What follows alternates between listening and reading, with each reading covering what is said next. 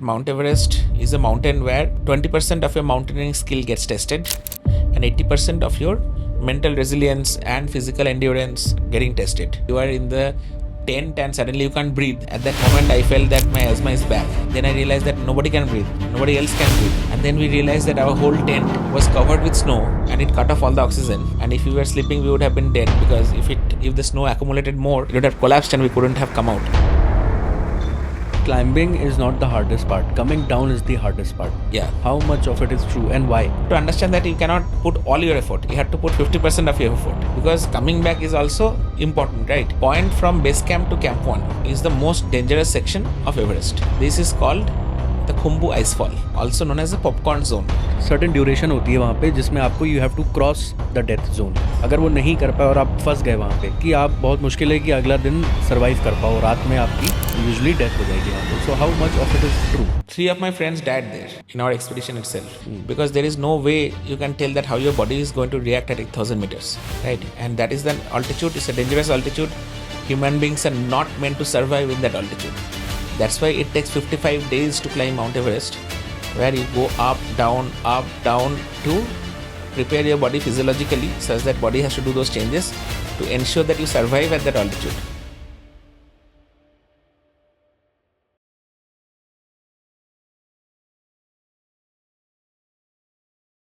Hi Satya. Hi.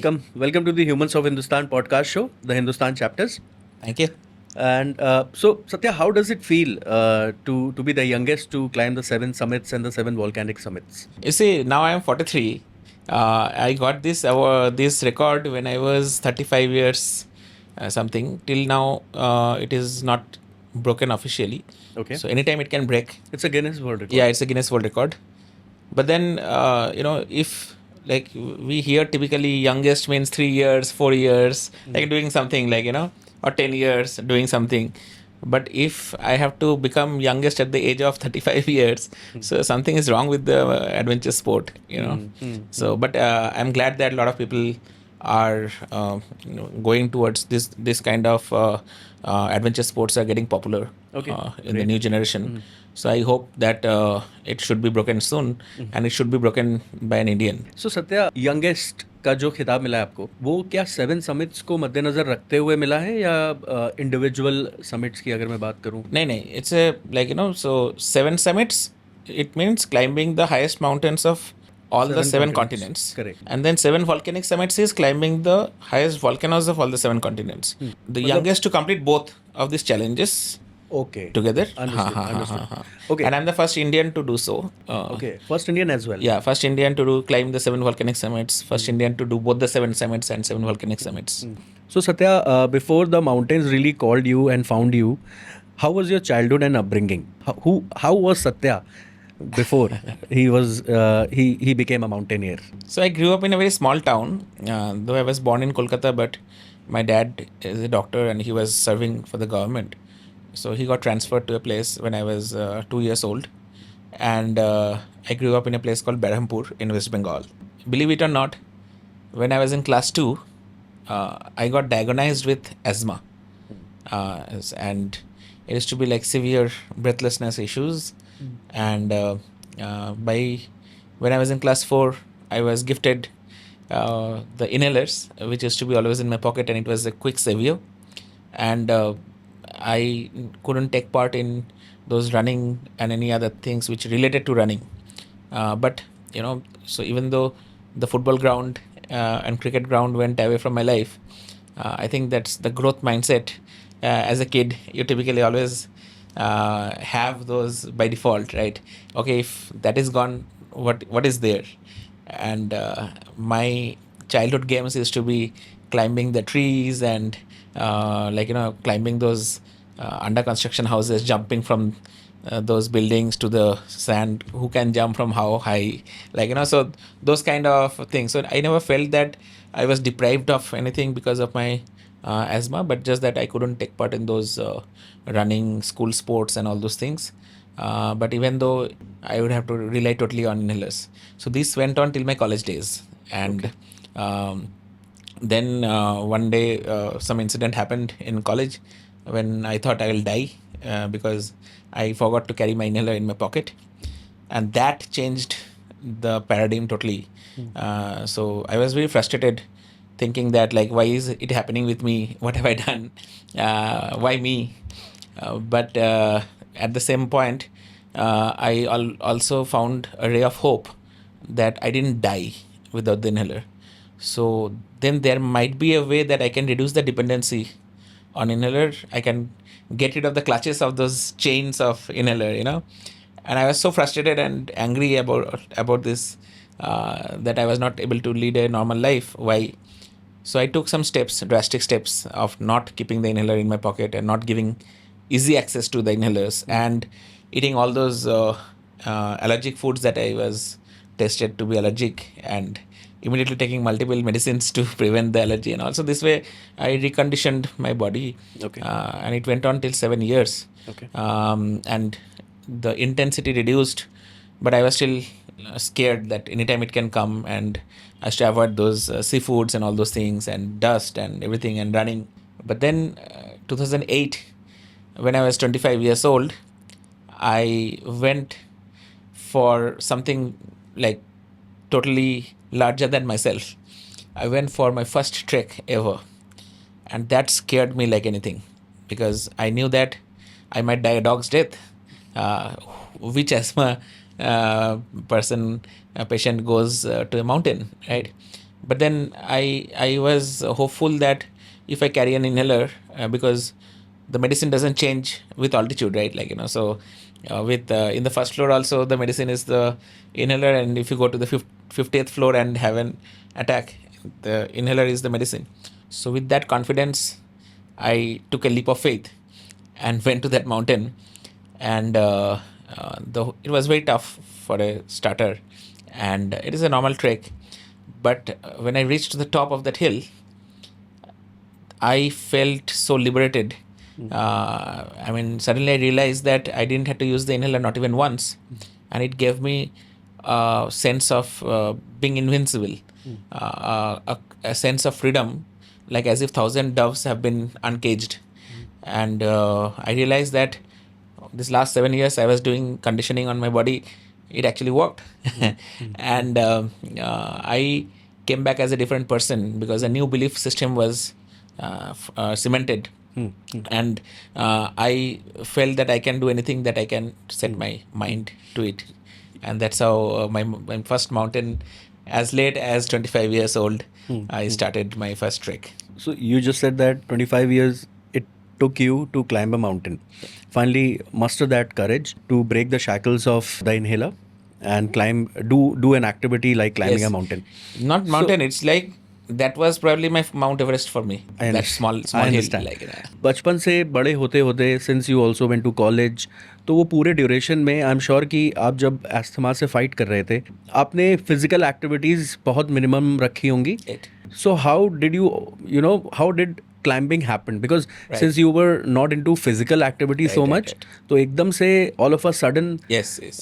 how that idea sparked in your mind? So when I got that first mountain done, I came back and I started exploring that what are my dreams, and I was sure that I can follow every dreams of mine. And I wanted to go for a horse riding course, because as a kid I used to be very fond of those comics, individual comics where Phantom used to go in horse. So I went for a horse riding course. So when I was searching about that, I came across a website called Bangalore Mountaineering Club. And then I was very fascinated seeing that, that in Bangalore, in those days, Saturday, Sunday meant go to a pub, watch movies, go with bikes, party. That was our definition of spending the weekend. And here, suddenly a new world opened up, and every weekend there were treks all around, like in the Western Ghats, and it was very less cost. And then I started going for those treks with banking on the confidence of that first trek.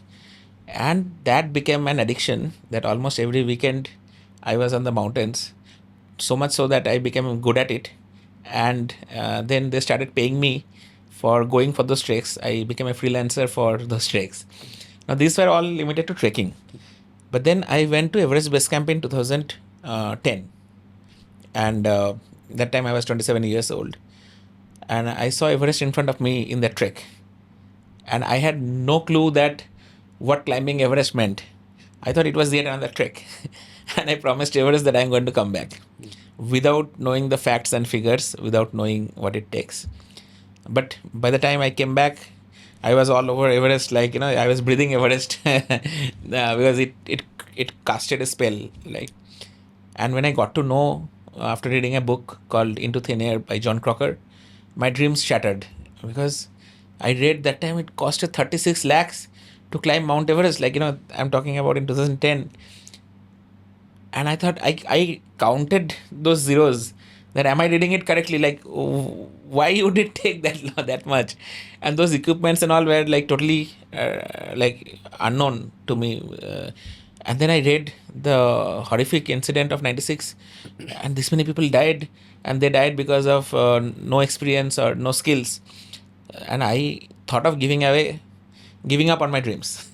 That is an impossible dream.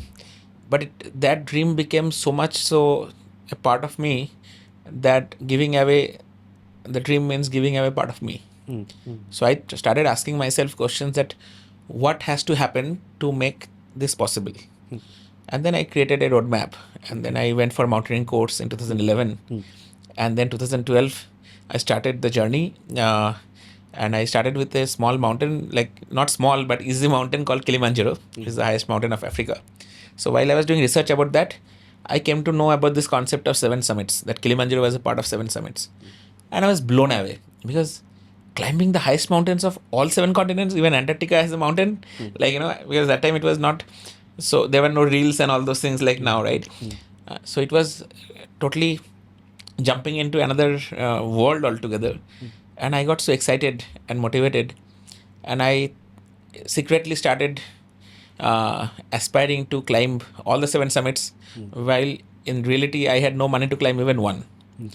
But that want became very strong, and I started putting a why I need to do. Like, I had to stitch and tailor different layers of why to justify that why I should do. Correct. And that became very strong. And my journey started in 2012, and by 2019, in 7 years, I completed all the seven summits and seven volcanic summits. Correct. So you mentioned that you climbed your first mountain Hill. at the age of 25. Yes. तो उससे पहले you were used to trekking a lot, as you mentioned. Yeah, it's 2 years. 2000. No, not before that. 2008. 2008 was my first trek ever. So जो आप बता रहे थे weekend पे climb हाँ, करते वो हैं. after this first trek. अच्छा. I started After this first trek only you started. Then I started trekking. Okay. So from 2008 to 2010, I did extensively trekking in small hills in the Western Ghats. And then you went to the Everest Everest base base camp. camp. That was my first high altitude trek. So this brings me to this question, Satya. जो भी newcomer mountaineers हैं, newbie mountaineers हैं, so what is that one mistake that they make before their first climb? One thing is very important, that you should be prepared to go to a mountain. So whenever you're going to a mountain, you find out what does it take to climb that mountain. So there should not be any shortcuts, right? So I didn't go and climb. Suddenly I saw Everest and I arranged money. I went for the climb, right? I went, realized that I didn't have enough data to understand what that it was, right? But then when I got to know, then I started investing on my training, skill building, because you cannot rely on somebody else to take care of your life. Like, people rely on the Sherpas to, they will only open the, harness, they will only put the shoes and all. But that is very dangerous, because what if the Sherpa dies? Then will you not be able to come down, right? So you need to prepare your skill to that level that you are self-sufficient as well, right? So most of the people, they might see the glamour of climbing this and directly trying to approach, because sponsorships, if somebody can manage, then they might head on to that mountain as well. But there, if you don't have the right skills, on a good day anybody can climb those mountains, but in a bad day only the skillful people will turn back alive. So skills are the most important thing. Yes, and experience. experience comes over time. Yes, it And comes over skills time, and you have also to develop give over you have to time. give time and to see that how your body reacts to different altitude, because there is no way you can tell that how your body is going to react at 8,000 meters, right? And that is the altitude. It's a dangerous altitude. Human beings are not meant to survive in that altitude. That's why it takes 55 days to climb Mount Everest, where you go up, down, to prepare your body physiologically such that body has to do those changes to ensure that you survive at that altitude, right? So, coming back to the thing that what should the mountaineers do the first thing as Yes. a newcomer if he or she is climbing a mountain?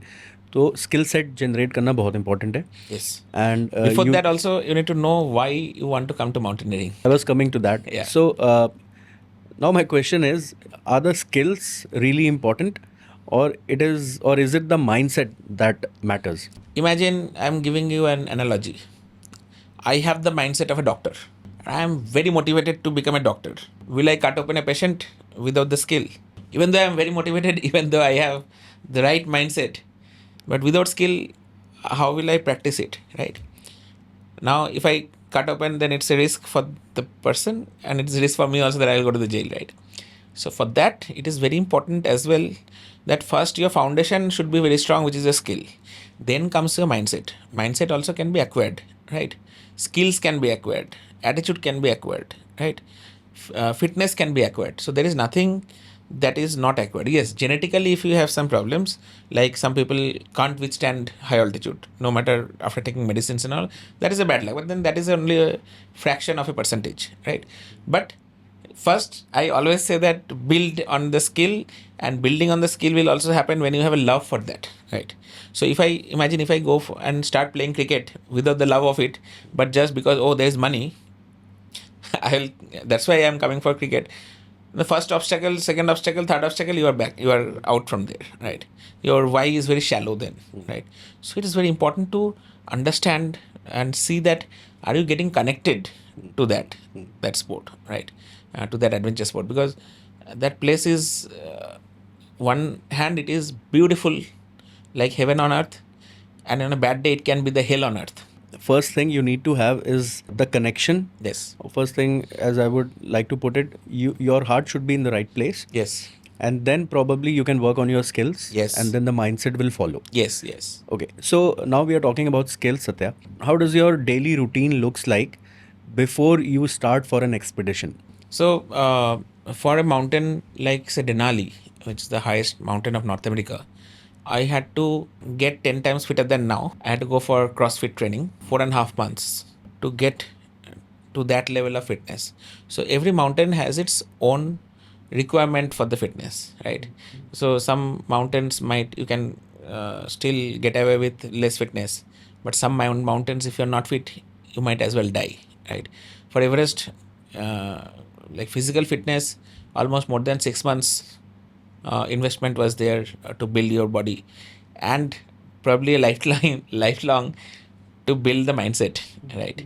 Because when you are there on that day, on the day of summit, where oxygen is less, your brain is not working, less hypoxia, and it's cold, and you see people dying, and then the very thought of climbing Everest is much heavier than the Everest itself, and to push, and when you know that anything can happen now. So let's talk about Everest only. Yeah. So when you were climbing Everest, so before that, कितना पहले से आपने training शुरू कर दी थी और day to day आप क्या करते थे just to prepare yourself? Training of a mountain happens on another mountain. No matter you train in the gym, first of all, mountaineering of this sort, it doesn't require a six-pack or a biceps. It requires some of the muscles, which are the set of muscle groups which are important to climb, right? So your legs, your thigh, your hamstring, your core, and also your cardiovascular health. So my regimen, like before climbing Everest, I already climbed 4 of the 7 summits, right? So, and also I climbed the Mont Blanc, right? So those mountains itself became a training for the big mountain, right? Plus I had done the mountaineering course from Himalayan Mountaineering Institute. So that itself is a 1 month course, and you will be like med to made for the mountain, like, you know.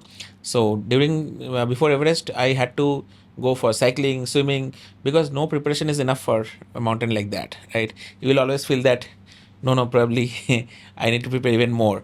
So you have to do all sorts of strength training and core training, muscle strengthening training, cycling, running, swimming, whatever it takes, like, you know. So you know your body, so you have to see. And now how will you know that what needs to be improved? So you have to go to the other mountains first and see that what difficulties you face there. Like those are like smaller replica of Mount Everest, right? So you know, okay, here I didn't perform well, so let me work on that. Here I felt a little breathlessness, so maybe my cardiovascular health has to improve, like, you know. So those kind of things you will plan it out. And how much time does it take to get you to feel ready for the climb? It took almost 6 months for me. Yeah. For Everest? Yeah. Okay. So since you mentioned, Satya, कि आपने mountaineering का course भी किया था, so And what? it's mandatory. It's mandatory Yes, for yes. any of the climb, or Most of the mountains which requires technicalities. so it is Technicality mandatory? means, like, you know, say trekking, you don't need those training. But when the trekking becomes like trekking means you are just walking. Maximum you can hold a rope. But when you have to use equipments, like, you know, which will not let you fall, which you have to, like, you know, use the crampons and these. So there comes the technicality of the mountain. So if you are going for a technical mountain, you must have a training. You took the training from Himalayan Institute, Mountaineering Institute, HMI. Yes, Darjeeling. and where it is located? Darjeeling. Darjeeling. Right.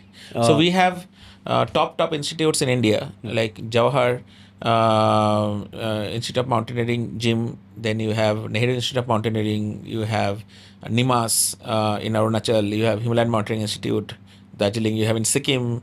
So Atal Bihari Vajpayee Institute in Manali. Like, you know, so there are like 6-7 mountaineering schools now in India. Like, you know, and the first come first served basis. So already there are waiting lists for the next year. So you need to keep on following and wait while there is a cancellation.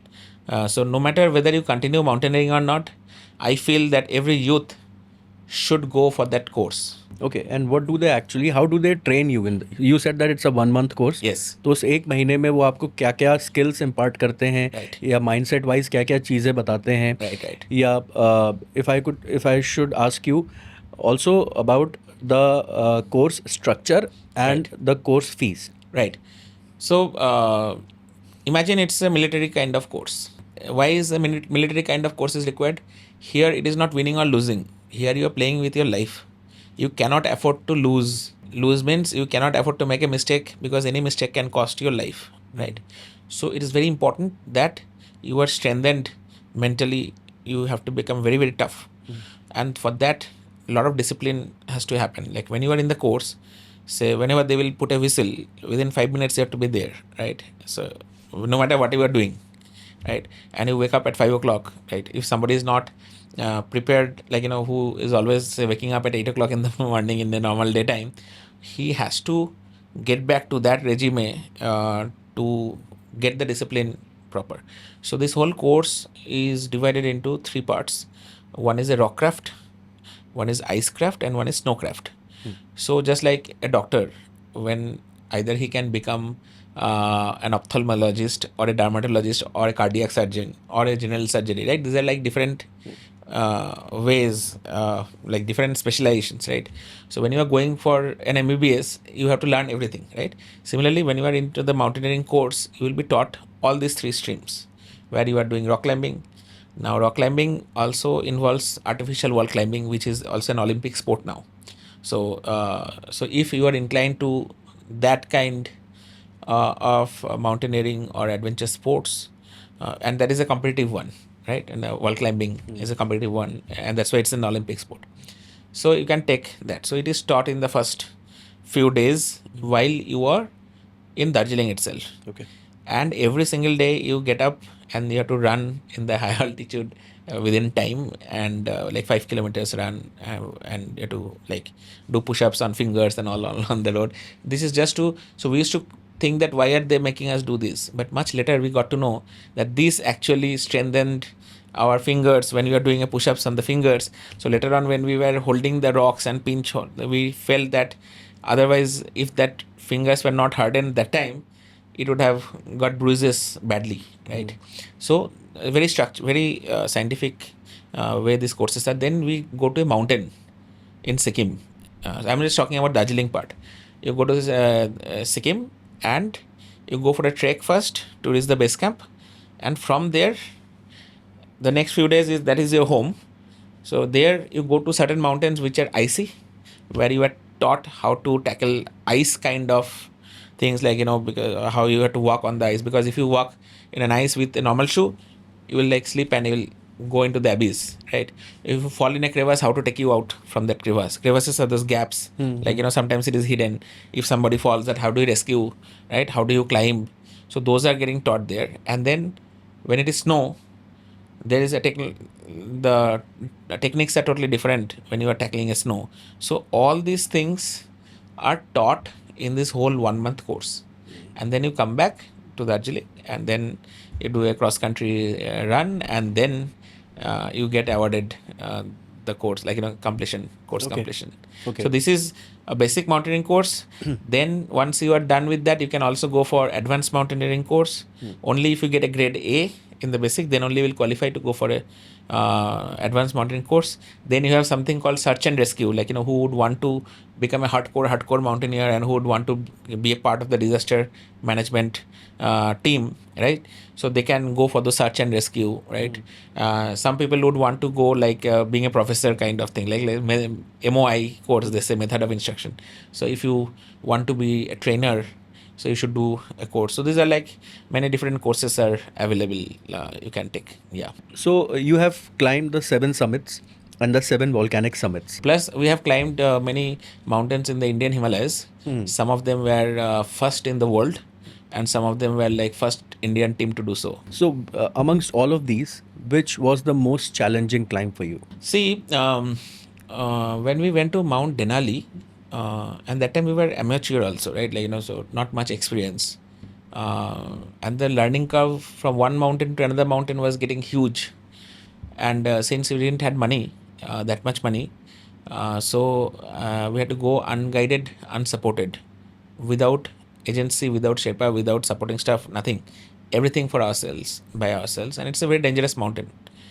So that gave a lot of confidence to us, but it was very tough, and we got caught in a blizzard. I got 3 fingers. I got first degree frostbite.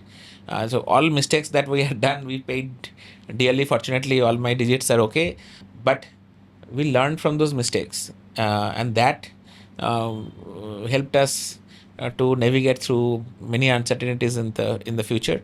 But that mountain, I think it tested our every skill, like Okay. the mountaineering skill and the mental skill, and like can you imagine, like you are in the tent and suddenly you can't breathe, and at that moment I felt that my asthma is back. Then I realized that nobody can breathe, nobody else can breathe, and then we realized that our whole tent was covered with snow, and it cut off all the oxygen. And if we were sleeping, we would have been dead, because if the snow accumulated more, it would have collapsed and we couldn't have come out. So when we opened the door of that tent, we saw a wall, like snow wall, and we had to burrow us out, and we had to get out, and we had to also wake other team members out.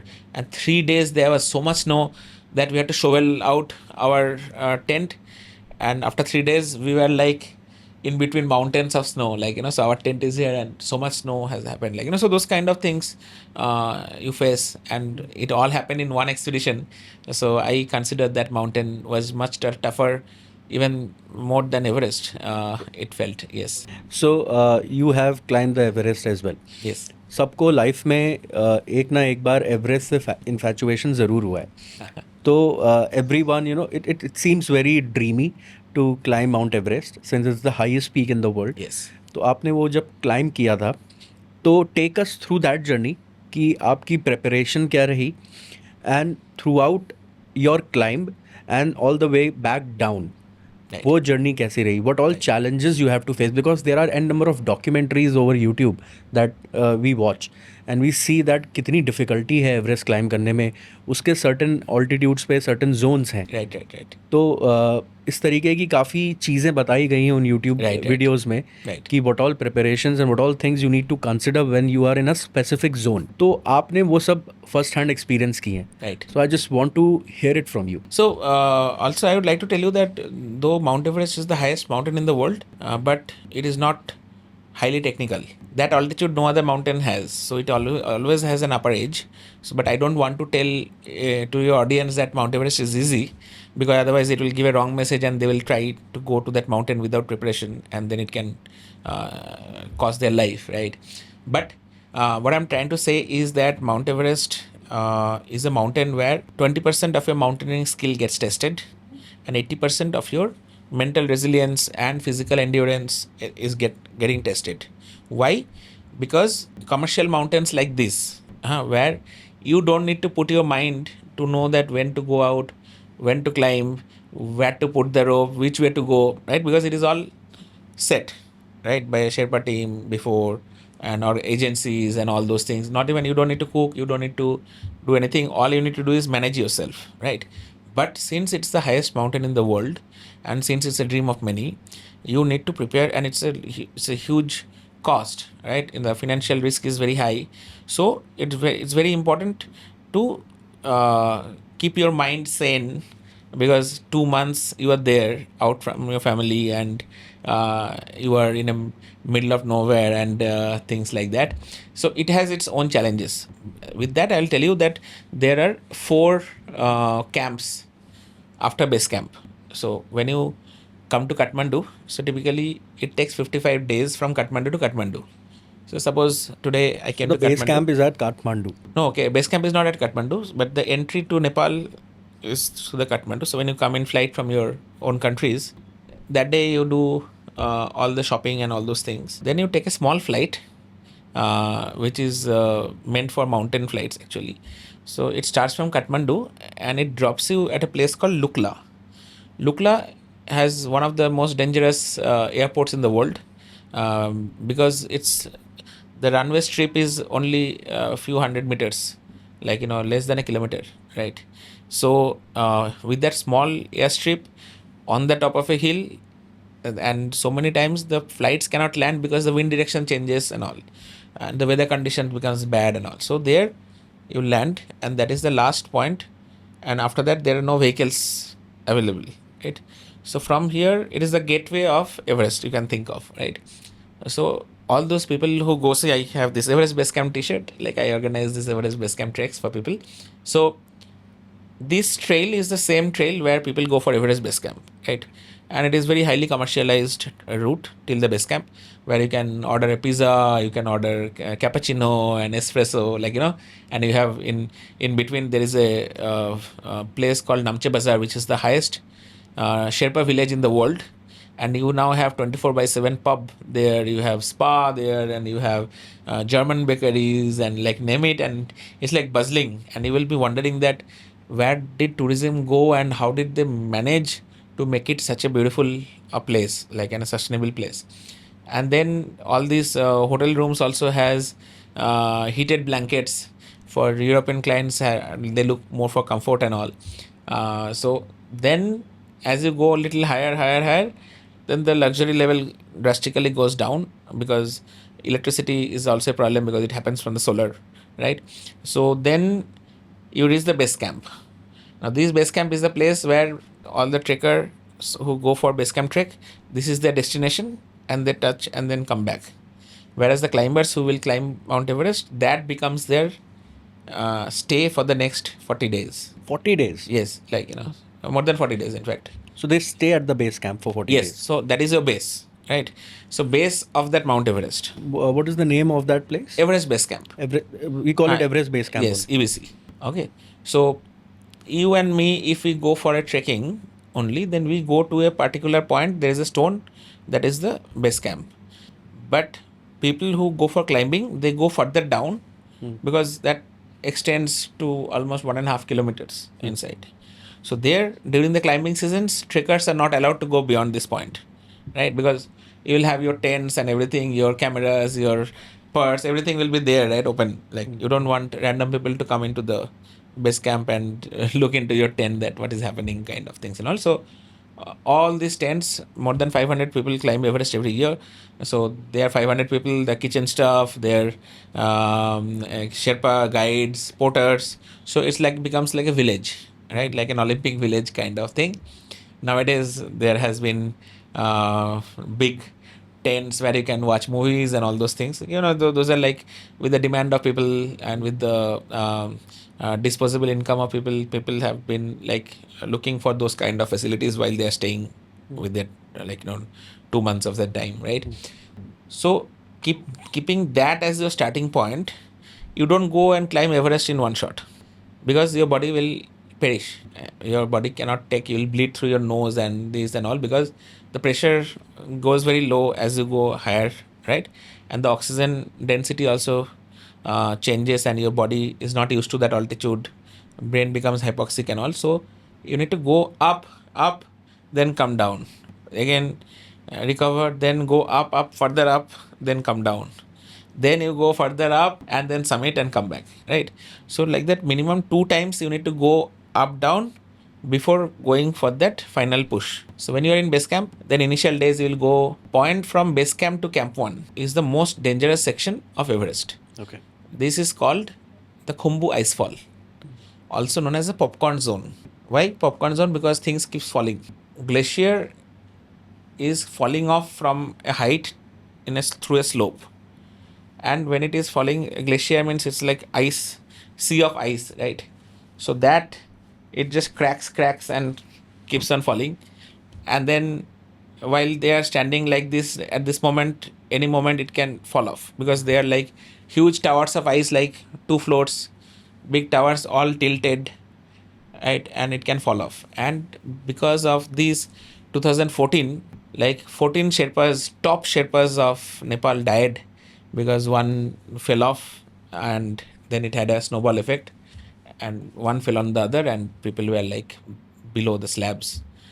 So that much dangerous section it is, and very unstable. That's why they call it popcorn zone. So we have to tackle this place in the night, such that night it is comparatively stable, right? It's cold, but in the daytime it can melt and then it can trigger a fall, right? The first day when you go beyond base camp, you actually go little bit in that, do some practice of those crevasse crossing, like you will see in those movies that there'll be big gaps, and then people put a ladder on it, and then you have to walk on the ladder without falling, right? So those are very very vivid moments of ours. We remember because the first time when you do, you feel like, oh my god, what if it falls, what if this happened, what if that happened. So it's a place where you have a lot of personal transformation. You overcome your fears and you take that step. So when you do those kind of things, automatically there are some breakthroughs in your personal life also, right? You become a stronger human being at the end of the day, right? And then you do this kind of practices and all, then you come back, take rest, then you go for the first iteration. First iteration means now on the first time you go from base camp to camp 1. Okay, it took us almost 11 and a half hours to go and cover this distance because you're also getting to a high altitude. Your body will get like tired and this because you have no exposure to this altitude before. Then you stay there.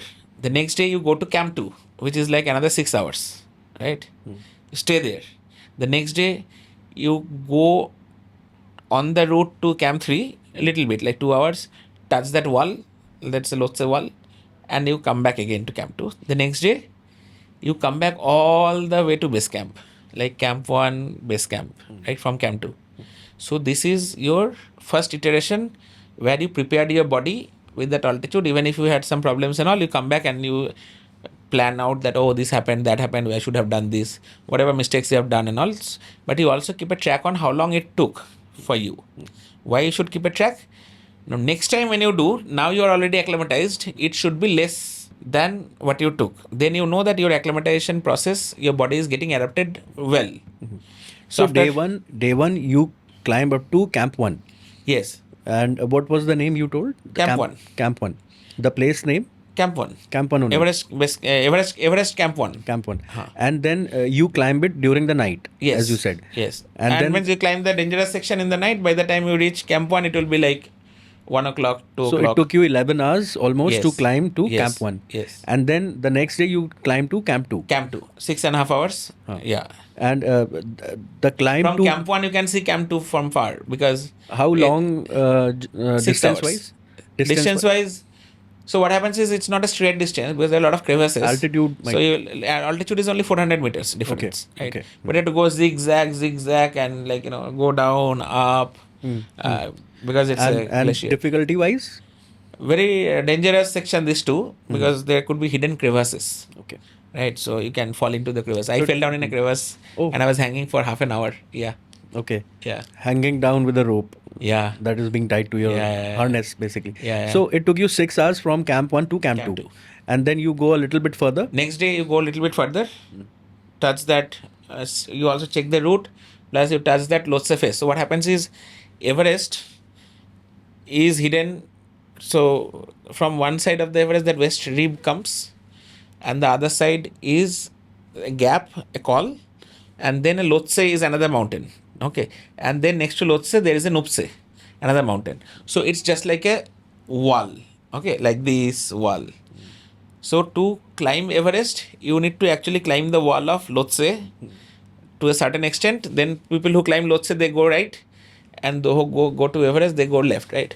So to go to Camp 3 is on this wall midway somewhere. So after Camp 2, we go a little bit to touch that wall. Now next day when we'll come, we'll climb the Camp 3, but we wanted to see that how far it is. Like, so next day, day 3. No, day 3 you touch that wall and you come back to Camp 2. And then to base camp. No, come that day you rest in Camp 2, right? Because it takes 2 hours, 4 hours almost in the first day. The next day you come back to base camp. So that is day 4. Yes, day 4 you came back. Now this day 1 also started after some practice, right? In the Kumbh ice fall, those crossing those ice fall. Those crevasse crossing. And how all many those days things. practice? 2-3 days practice, plus you rest. After reaching there, you also rest because you have to also acclimatize to that altitude where you are staying now, right? So you can think of like within 4-5 days, you will go for the first practice. Okay. And then within 7 days, you will go for the Camp 1. Okay. That day 1 of that Camp 1 starts like that, right? Okay. Understood. Now, this had taken a toll on your body because they have gone up, and after base camp, the food is limited. You get only rice and dal, and probably if you're lucky, you'll get some dry meat. 1 or 2, right? So you need a lot of protein that time because your body is going through a lot of your muscles are going through wear and tear, so you need to build those. Now you come back to base camp and eat good food That is being available over there. Apart from that, do mountaineers also carry some? Yes, they food carry with- supplements nowadays, right? But since it is very commercialized, and if you go with the good agencies, that means they will bring fresh food from Kathmandu in helicopter. You get all the fresh foods and everything. So there is no dearth of food. I mean, there. what if someone is not used to eating dal? So they have like different things. Like foreigners, they don't eat. So they have burgers, pizzas, and all those things. But a normal person who has been eating this kind of staple food, suddenly if they take something which they are not having, they don't have an they're not used to, then they might get a stomach upset. Correct. In high altitude, if anything like that happens, it is very difficult to recover fast. So you have to come down further to recover. Some people also take a helicopter to go to Kathmandu, recover, and then come back. So but then it's a very costly affair. So you don't want to do anything which can screw your chances of climbing Everest, because these are like small mistakes. If you don't know your body, then you are gone actually, right? So when you are coming back to your base camp, now you rest and recover by eating good food and also get the strength back, right? Again, to now go for the second round. So how many days do you take to recover? 3 days. 3 days you are again at the base camp. Yes. You now go for the second round. Second round, the difference is you don't stay in Camp 1. So you will be covering the same distance like from base camp. You will directly go to Camp 2. Okay. You will take a small break in Camp 1 and you will go directly there. So that means now you have to see how much time it took. Now, ideally, it should take 11 and a half hours plus 6 hours, which is like 18 hours almost, right? But we took 14 and a half hours. So that means we are acclimatized well, right? It took less time than the previous attempt. Correct. So you again start at From the base night? camp? Yeah, we start at night, Okay. 11 o'clock, 12 o'clock, and then you cross those dangerous sections, and by the time you are afternoon, you are back, you are in camp 2. Got it? So camp 2, you stay. Next day is a rest. Now rest means it's not like resting. Again, you will go and touch that wall and come back. That's a rest day, right? Then next day, you go on the same route. Now instead of touching the wall, you actually climb that wall now. So do you start in the morning, early in the morning? Yeah, so this time you can start probably at 5 o'clock in the morning, and now you go up on that wall, and halfway there is camp 3. So you reach there, spend some time, and then come back. Why spending some time there? Because you were acclimatizing your body. Now you come back to camp 2. Okay, either you can take a rest next day, or best is go down, right? Because when you are in lower altitude, your body recovers better, right? So the next day you go down to base camp. Now you wait for the weather window to open, because Everest is not like, okay, I'm acclimatized, let's go now. It's not like that. So there are so many parameters. One is that weather window has to be open. That means monsoon is going to come. So in between, winter is gone, monsoon is coming. So in between there is a gap where the winds are less. Otherwise it's too windy or too snow. Either of it happens, you lose your fingers. Like you are in danger, right? So 15 km per hour, 20 km per hour wind is very dangerous there. Now you would want to go for a 5 km per hour wind day, right? So you'll see the forecast and things. Now imagine if all the weather is also good, but the Sherpa team who goes and opens the route. Opening the route means putting the rope all the way till the top, right? So if they have not finished, you cannot go, right? And they have to finish before the weather window closes, means before the monsoon comes, right? So that 10-15 days, so you have to do all these 2 rounds before that weather window, and you'll wait for your turn, right? Then people will go up, down, climb, and then your turn comes. Now this time is the final summit push. So again you start in the night From camp base 3? camp. Base camp. Yeah, you came back now base camp. Okay. You stayed in camp 3. Then you For came some back. time you came back to camp 2. That day, the next day you came back to base camp. Rest now. Now this rest is more than 5-6 days, 7 days. Okay. And you're waiting for your right time, right? So after camp 3 is the final push. Yes. Okay. Now this time you start again from base camp, go to camp 2. Now if it had taken 14 and a half hours in the second time, if the first time it took 11 and a half hours plus 6 hours, that means almost 17-18 hours. So 17 hours to 14 and a half hours. Now if you can do it in 12 hours, that means you are improving, right? Your body is getting used to that altitude. So you go all the way to camp 2. Next day roam around, or you go till that touching the wall and come back. So done. The next day again early morning, probably 4 o'clock you start and go till the camp 3. Now the faster you reach camp 3, the better it is, because you'll be reaching there and take adequate rest. In how much time do you reach to camp 3? It takes typically 6 to 7 hours. From camp 2, right? Yes. Okay. It depends on your fitness and depends on your acclimatization level. And then you stay and sleep early, because next day 3 o'clock you have to start. Okay. Right? From camp 2? Camp 3. Camp 3, okay. So to start at 3 o'clock means you have to wake up at 2. So that means you should have at least 6-7 hours sleep. So you have to sleep very early in the night. Right? So you sleep and then you wake up 2 o'clock, 3 o'clock you start. So you said that sleep is very important. But considering that, the anxiety levels and the excitement level also that you have to finally climb Mount Everest tomorrow. Right. So how challenging is to get a peaceful night's sleep? No, so sleep also doesn't come easily in the high altitude. So do you take But any at least- supplements? No. But at least what you will do is you will rest your muscles, rest your mind, right? And it's a mind game also. You cannot afford to have thoughts heavier. So if this is the last night you are going to get sleep, because now you are going to camp 4. So if you start at early 3 o'clock in the morning, you should aim to reach at around 12 to 1 o'clock to camp the 4. peak. Camp 4. Camp 4, okay. Right? Camp 4 is 8,000 meter. Then this is a dead zone. You don't get sleep there. So you get at least 5 hours rest to your muscles. So if you reach by 12 o'clock, you should get some good rest before you go for the whole night climb to So Everest you without climb sleep. in the night. Yeah. We start at 6 o'clock in the evening for the summit, Okay. right, from Camp 4. So that means the last sleep is in Camp 3. You need to do properly such that you are not tired the next day, because next day, the whole afternoon till afternoon, you are till Camp 4. Then you rest for 5-6 hours, just like lie down and give rest. And then you start going for Camp 4, from Camp 4 to summit, right? So evening we started at 6 o'clock and we reached at 5:30 in the morning, the top. The top. Yeah. So you stay for some time, take pictures, and then you come back to Camp 4. So Camp 4 is in the death zone. Yes.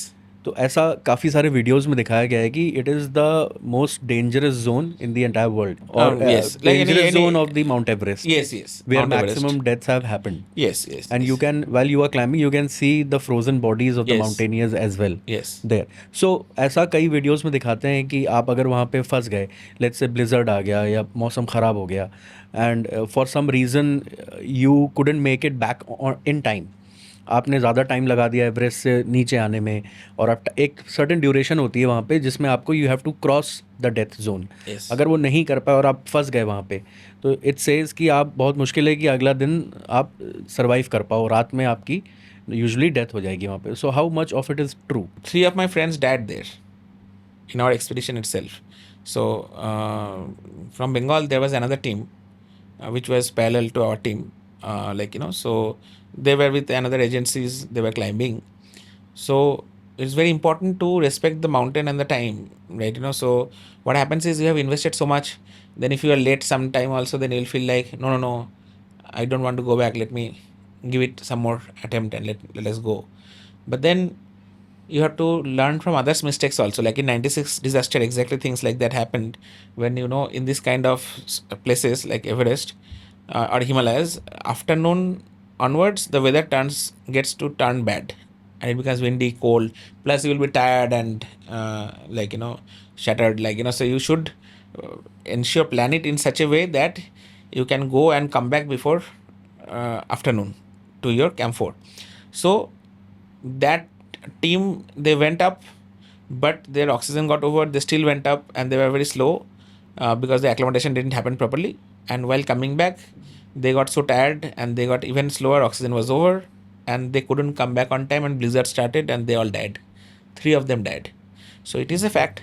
And Everest is a game of planning, and you cannot afford to think there because your brain will not get conducive environment to think also, because oxygen is not going. So you have to think of all those cases when you are in base camp itself, that if this happens, we'll do this. All agreed? Yes. So you cannot be there and in a dilemma that what to do now, right?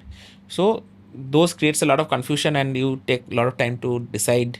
You lose time. Losing time is losing oxygen and you are at a threat, right? So it is important that you plan extremely well and all possible outcomes you have to plan, right? So you need to go up, and every oxygen cylinder lasts for 6 hours if you are putting 3 liter per minute. So you have to plan it well that with 2 oxygen cylinders I have to go up, and in 1 oxygen cylinder I have to come down. From Camp 4? Yes. So that means so if this is the Everest, half is called balcony. So you go in 1 oxygen cylinder here. So that means in 6 hours you have to reach here, because 1 oxygen cylinder lasts for 6 hours. So if you are here and you just had to change oxygen, that means you are in good time.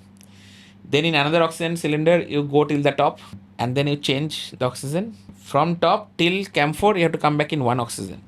So 18 hours. So you have 3 oxygen cylinders? Yes. Now you might say that why not carry 4? But then who will carry then? Then you have to take another Sherpa. Now to take another Sherpa means you have to take care of his summit bonus, you have to take care of his cost, his insurance, right? His oxygen cylinders, right? So one extra cylinder will cost you then 6-7 lakhs, right? I'm just saying in lower level, like it can cost 6-7 lakhs, right? So you have to plan. Either you have enough funds that you can afford to have another one oxygen cylinder, or you have to plan well such that you can use this calculation and keep in mind and not get carried away by the emotions of it and take decisions. You should also know when to turn back. So minimum requirement is 3 cylinders. Yes. Now, if you cut short on here, you are playing with fire, right? Means if you say, no, I don't have budget, let me take 2 cylinders. That means you have to take oxygen little less flow, but then your muscles can get cramped and all those things and all, right? So, yeah. So then you have to come back in Camp 4. So coming back to your climb, so you started at 6 in the morning from Camp 4. No, we started at 6 in the 3 evening. o'clock in the morning. Okay. From Camp 3 to Camp 4. Okay. Camp 4 we reached at afternoon 12 o'clock, right? 12 to 5 we took a break, rest, and 5 onwards we started wearing our shoes and everything. And so to wear a shoe also it takes 15-20 minutes because brain doesn't work. You are walking like a zombie. Every functions get slowed down, right? Then 6 o'clock we started in the evening for the summit of Everest. A whole night we went up. Early morning 5:30 we reached the summit, right? And then you come back by 11 o'clock, 12 o'clock you are back into Camp 4. Lot many people don't take a risk of staying there. They try go further down to Camp 2, right? Camp 3. But then it depends on, like, you are already tired, you don't want to take a risk of going down because one mistake you can fall off, right? You can get sleepy and things like that. So we decided to stay in Camp 4, but a lot of people also go down to Camp 3, right, in one shot. And then next day you go down to Camp 2 and next day you go back to base camp. So ऐसा usually लोग कहते हैं जिन्होंने climb किया है कि climbing is not the hardest part, coming down is the hardest part. Yeah. How much of it is true and why? Yeah, because you put all your efforts to reach that part, right? But you have to understand that you cannot put all your effort. You have to put 50% of your effort because coming back is also important, right? It's not that now in our brain what happens is, oh, target met. Now I feel complacent. You feel tired. You feel because you are exhausted. You have put all your energy there, but you should not put all your energy. You should have enough reserves to come back also, right? It's just like I have finished my last drop of oil to reach there. And then I didn't plan to come back, right? Then what will happen? So similarly, while coming back, because you tend to get very tired and your body gets exhausted and all, so you tend to make some mistakes, and that mistakes becomes fatal. So you said that few people rest at Camp 4 after Yes. coming back, Yes. and few move ahead. So Camp 4 is not actually a death zone, right? If No, you are Camp 4 is a resting. death zone, but we have oxygen cylinders. Then you have to plan for your oxygen cylinder there. So then budget goes up there, like, because you have to keep more oxygen cylinders in Camp 4. So it is the red zone, but you can rest there as well. Yes, but not more than one day you should be staying there. Okay. Because then it's a risk. But then you have to measure that if you are very strong enough to come back, one more camp down, you go down. But if you know that going down, the risk is more than staying there. So that is up to you and your team that what is the strategy that you will do. Okay, so while you were climbing there, was there any situation जहाँ पे मौसम अचानक से बदल गया हो? There must have been snowfall या कुछ blizzard हो गया हो जिसकी वजह से you guys have to halt your climb. क्या ऐसा situation आया था कभी कि you were always ahead of the weather? No, so nowadays Everest became easy compared to what in 1924 George Mallory was there, or in Tenzing and Hillary they went in 1953. But the mountain didn't change, right? The mountain is the same. The routes are also same. Then what changed? Why it had become easier? It has become easier because one is that the unknown parts are no more there. You know everything, which way to go, what way to do, and all those things, right? Second is you have the best of the best gears available now, right? Earlier days, see their dresses, right? And now see the scientific dresses, like you can feel warm with those. You have heated gloves and all those things, and all, right? So that has helped people to improve their chance of success, right? And the third one is that your accurate weather prediction. You know for sure that today this thing is going to happen, tomorrow this is going to happen, and all, because you get from the Bay of Bengal. If there are some climatic things are forming there, forecast 2 days before itself, So that way that there very very less time. It has so happened after 96 that you go there and suddenly you fell into a blizzard which was not known. Right? You will get an indication. Yes, maybe it might be 80% correct. right? But still you will know about it, right? And then blizzard and all, these are like very temporary things that happens, but you have to be very careful about those, and you should be having the planning for that as well, that if something happens, do we have warm clothes, do you have warm gloves, do you have extra gloves, like, so those kind of things you have to do. But So, we fortunately we didn't get any such thing, but we got the opposite. Like one day we were going from camp 1 to camp 2, and it was so hot, so hot means the clouds got formed, and it was reflecting back the heat, and it was so hot that we had to take off our jackets, and just like, in normal one layer we were walking, and it was, the water was over, and we were like breaking the chunks of snow, and like chewing those, right, to quench our thirst. And because it got very hot, so when you are putting the crampons are those metallic shoes that you put on the top of your snowshoes, right? These are like spikes, so which will will keep you Stable. yeah, steady, right? So when you are putting those, they are no more icy, they are snowy.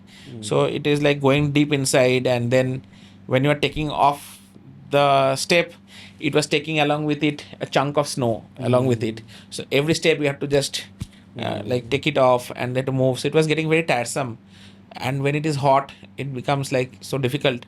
So there I want to share one incident. I fell down. So what happened was, between camp 1 to camp 2, so it's pretty much straightforward, but you have to do a lot of crevasses are there, so you have to do zigzag and go. And then there were, in our times, why I'm saying it's our time means it's continuously changes, the terrain continuously changes. Like today what you see, next year it will be totally different, right? So there were like this kind of U-shaped shapes, like, so like you have to go down and again climb up, again go down, like that. Four situations, like four such sections were there. And when we were crossing that, and it was so hot, I got very tired at one point, the last one. So I was feeling like very hot, and I was like catching on my breath, and I just came near a crevasse. It's a very narrow crevasse, like a small drain. Like, there was a crevasse. And to tackle those crevasses also, you have to take a big step, because the edges might be choppy, right? So you need to avoid the edges, because it could be snow bridges and all. It should not break. So I thought that even like to take that big step was very tiresome. So I thought, let me take some rest and then go ahead. Fortunately, there was a safety rope, and I tucked myself in the safety rope, and I was like, oh, let me catch the breath. And you won't believe, when I was standing, my right leg started going down, and I felt that, oh my god, I'm standing on a snow bridge. I thought that it is a solid one, but actually it's a bridge which has got melted, right? Probably this crevasse was hidden, it has now fallen off, half of it is still hanging, and he was standing on that, right? And immediately I thought that, if right side it is going off like this, let me jump to the left side. And I just jumped to the other side, like, and in a second, that whole section I was standing, it just collapsed. Oh. And suddenly I see that I'm falling. And then I get a jerk, because that rope that I was tied to, so it had its slack, and I fell down, and everything is falling on me. And then I just, like, it is like, after everything has fallen, I was just like taking off the snow from my face and mouth. And I just looked up, and I saw that, oh, I fell in a crevasse, and I'm hanging like almost 10-12 feet below, right, from the main thing. And I thought, good that I had that rope, otherwise I would have broken my hand or leg. And I was like, okay. How deep was that? So I thought that, okay, I'll just unclip and I'll just climb up with the ice axe and get up. I was seeing that I was hanging on that rope with that carabiner, like a ring, right? And it is like going on, and I casually looked down. Then, okay, I'll just get down. And I saw that, oh my god, I hold back the rope. It was dark. But then brain doesn't want to acknowledge that something is wrong is there, or like, acceptance was less, right? And then I was telling to myself, no, this might not be that deep. Just that the sunlight is not coming, so it is appearing that it is dark, deep.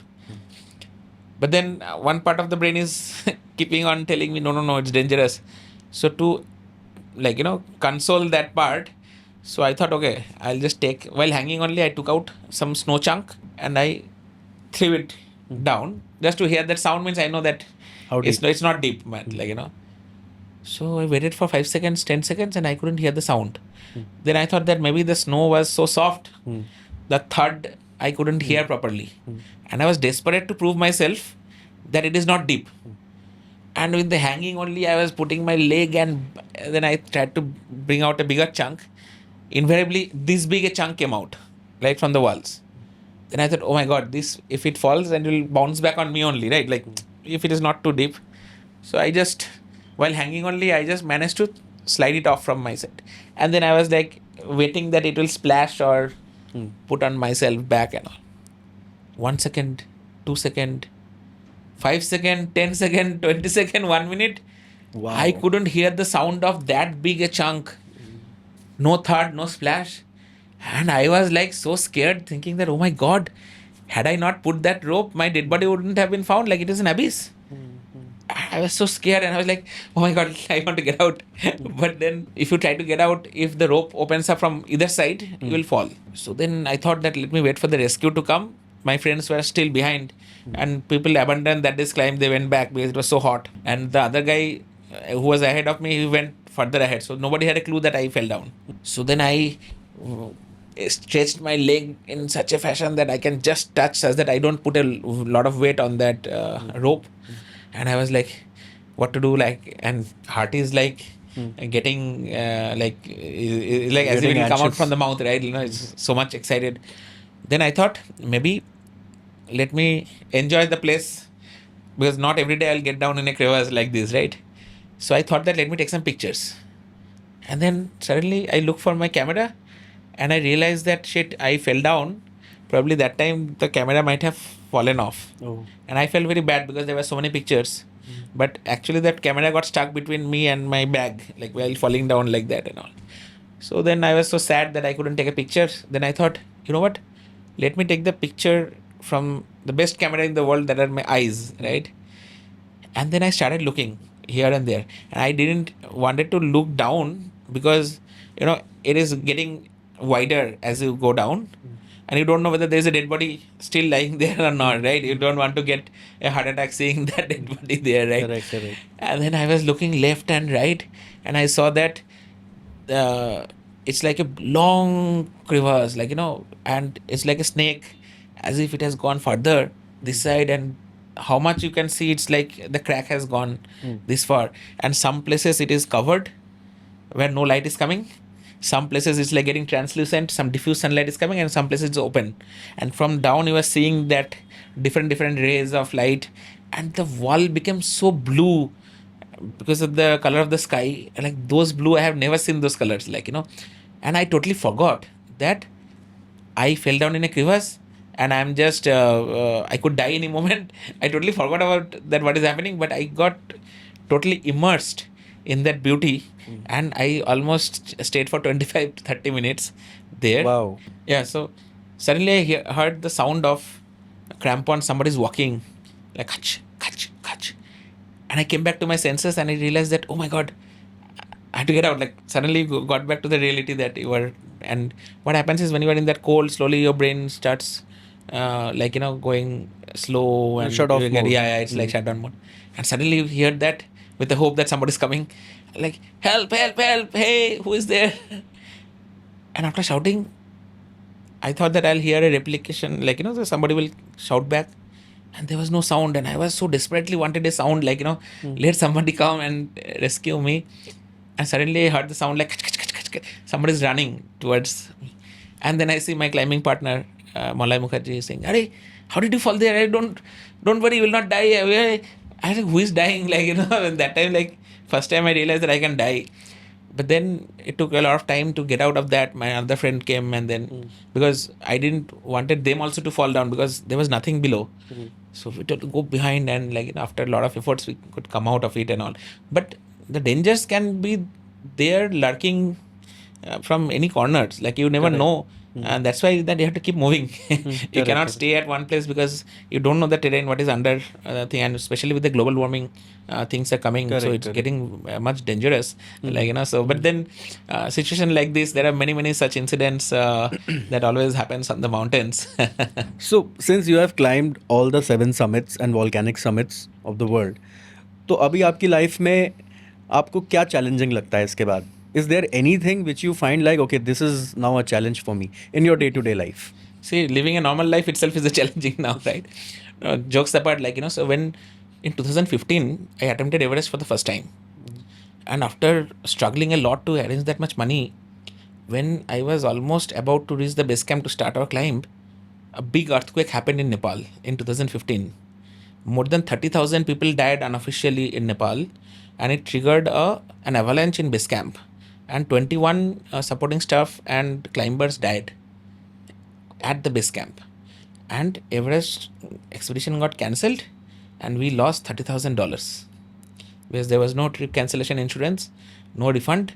Now imagine you came with people supporting you, like crowdfunding, and my college sponsored, Manipal Group sponsored, and here all the money is gone without you even putting one step towards the climb, and I was so much into stress, and I was very insensitive to the situation because of that when I came to the base camp the next day, I saw that dead bodies were wrapped in plastic, and there I was looking for what happens to the money. Is there no way we can go to the camp to and climb, because you feel like you can't accept.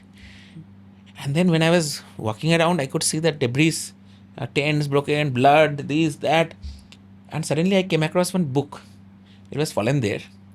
And I was very curious. So I had the camera and I was like clicking these pictures. And I clicked the picture of the book. And when I zoomed, I got a shock of my life. The title of the book, it read, Dead or Alive? With a question mark. As if that book was asking me that am I dead or alive? Because I could have been dead in that avalanche. Then I realized that today what I have lost is time, money, right? Opportunity. But if I leave, I will come back next year, or I'll come back 10 years later. But for that, I have to leave. So I cannot give up on my life, because that moment you feel so down, that if I was feeling that why didn't I die? Now what do I go back and tell people, right? So that was so much pressure. But that moment, it suppressed all my thoughts and silenced. And I realized that I need to keep this determination alive such that I can come back again. And that is where the resilience got built. And I got back collecting all the broken pieces of the dreams, and I rebuilt that dream with a glue called hope. The glue name is hope. And with that, I again built and waited for the right moment that one day I'll go and climb Everest. So when you came back, what did you actually told your sponsors? What happened actually? Oh, I sent a mail to Dr. Pai.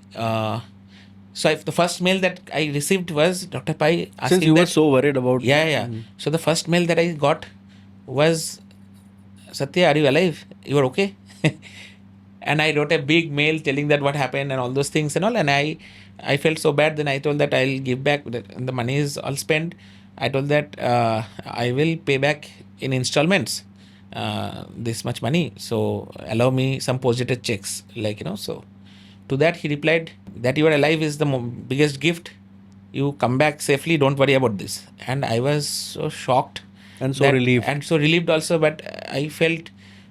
tears came to my eyes that that how can somebody be so broad-minded, to understand the situation, because not many people will understand that, right? But the next year I didn't ask money from anyone.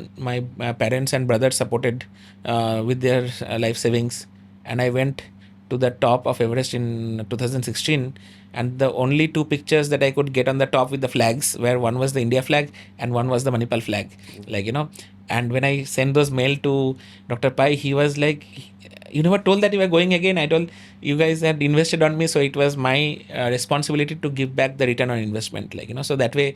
So after going through this kind of situations, yes, you are right that the way we perceive difficulties and obstacles and challenges, it has we don't panic in situations. तो वही मेरा question था कि अब क्या challenging लगता है आपको? नहीं, अभी चैलेंजिंग लगता है कि से I have to balance my work also. I am consulting for multiple companies for IT, balancing that and arranging money for my future climbs. And for that I opened a company to take people. My company name is Winners and Achievers. I take people for luxury and semi-luxury trips to Everest Base Camp, Kilimanjaro, Elbrus, Antarctica, and all those places, get funding for my own climbs. So to balance all these things, it is a challenge, and I think these challenges are even more than climbing the mountains. In fact, we climbed some mountains in Ladakh last year, Mount Monto Massif. We went without Sherpas. We opened the routes. There was no maps available because it's a sensitive area between India and China. We become the first in the world to climb those mountains. Yet we don't get to see ourselves in the newspapers. So our audiences are the sun, the moon, the stars, the wind, the mountains. These are our audience. So if Virat Kohli hits a six and the whole gallery roars, there the wind howls. So, but then we got the one of the most prestigious award called Nanavati Award from the Himalayan Club for our exploration, because we discovered one waterfall. We found the starting point of 6 gorges. We went deep inside and did a lot of documentation of that area, and those places were never been explored by human beings before. Which area is that? This is in Ladakh, further deep inside after Somoriri Lake. You had to go further for 4 days inside, then you have to get in.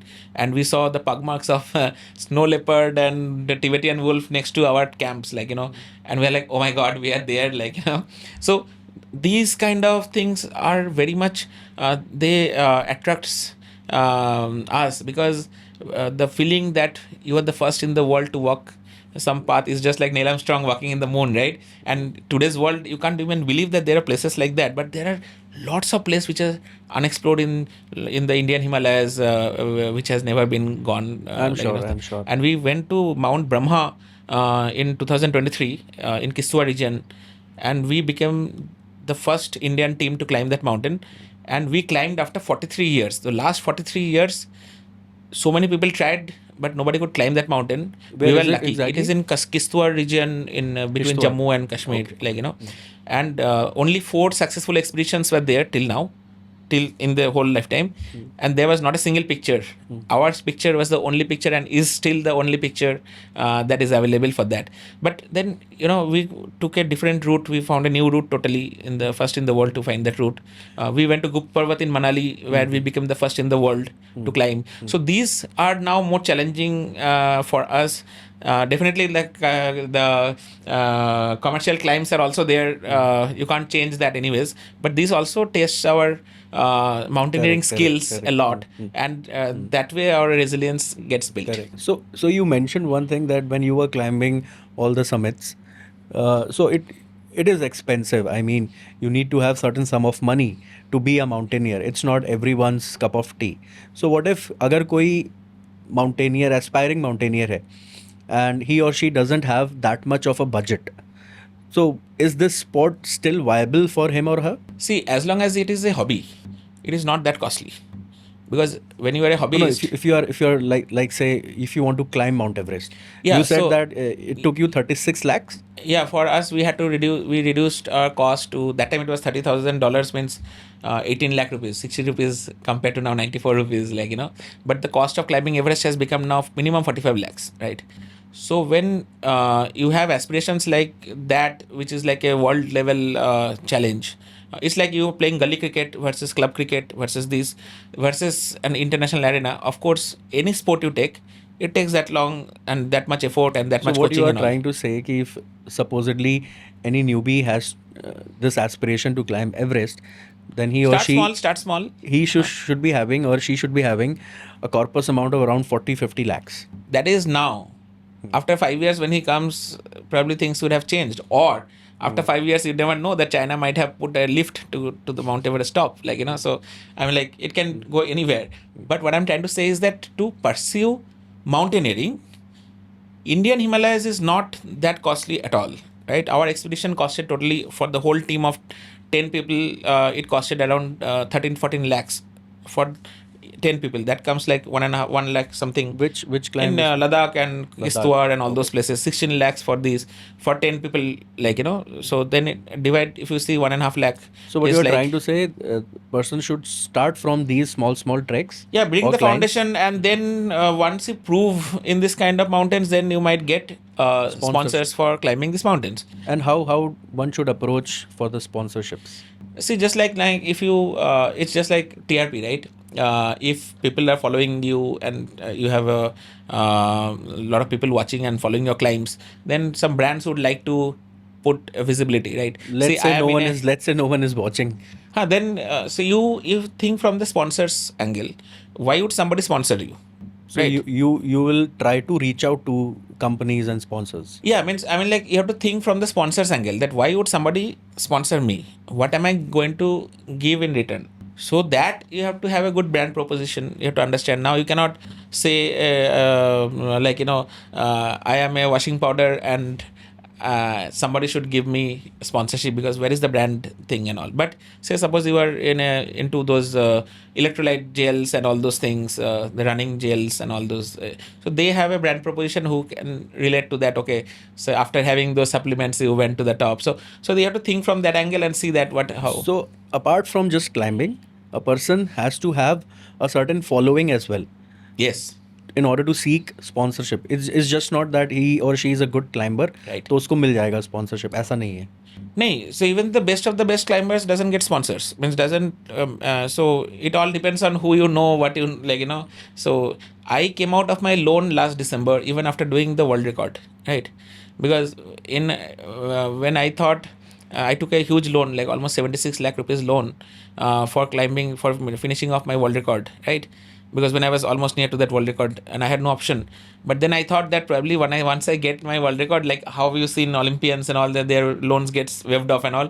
Somehow I felt that probably a government will do something too, because I am putting India's name in the world map as a world record. So something like that would happen.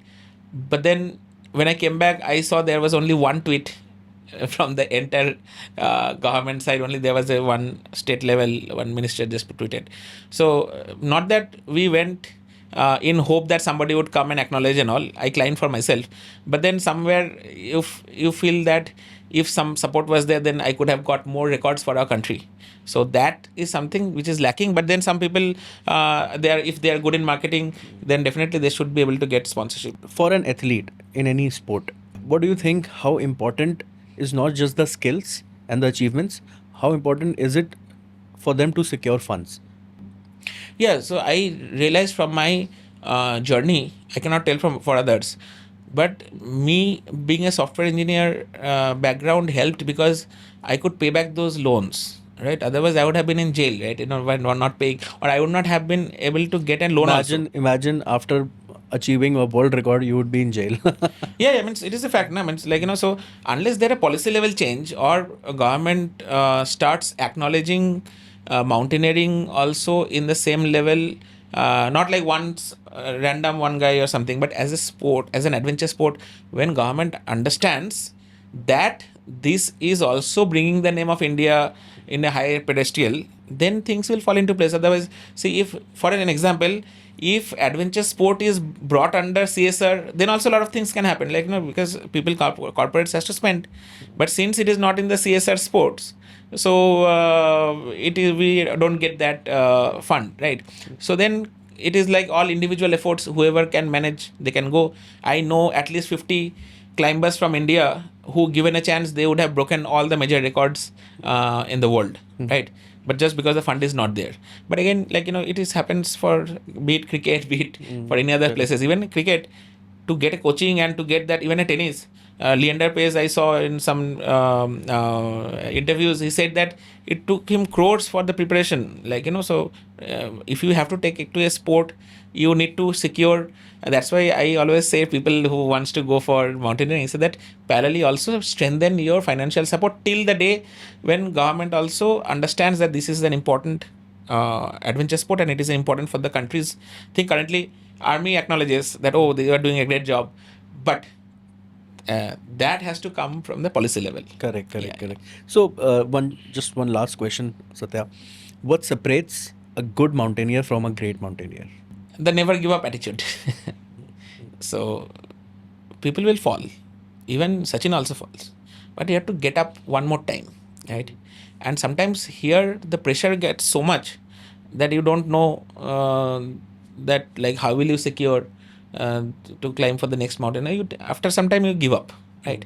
But there, the great mountaineers also, you will see that they might have failed, but they didn't give up, and they kept, and they started finding out avenues to ensure that their dreams comes true. So you can't blame that, oh, he didn't help me, he didn't help me, she didn't help me because of that, because of that. If you can take responsibility and accountability on yourself, I think that is the differential point. Because once you take accountability of your success as well as your failure, you will know that what needs to be done from your side to make it happen. You will not wait from like hope that somebody will come and help you out and all. So the world is not so like generous that people, but you have to create your own path, and only you can do that. You cannot go and blame anyone else. Correct, understood. So Satya, जैसे बाकी sports में there is an age bracket. Right. After a certain age, you are supposed to get retired. Is there an age bracket with mountaineering as well? Yes, see, if you start early, it is always an advantage. But this kind of adventure sports where it is non-competitive in mountains, there a lot of thing happens from your decision making.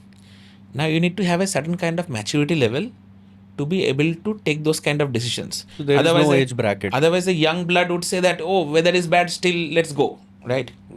So I think people who are little older, maybe 30 and above, they have a better chance of success and safer than young bloods, like coming into this sport. What I meant to ask, Yeah. can a 60-year-old climb Mount Everest? Yeah, so I know the oldest person who has climbed 7 summits and 7 volcanic summits. He's from Canada. He's a good friend of mine. He made that record at the age of 70, right? So it all depends on how passionate you are and who you are becoming to achieve that dream.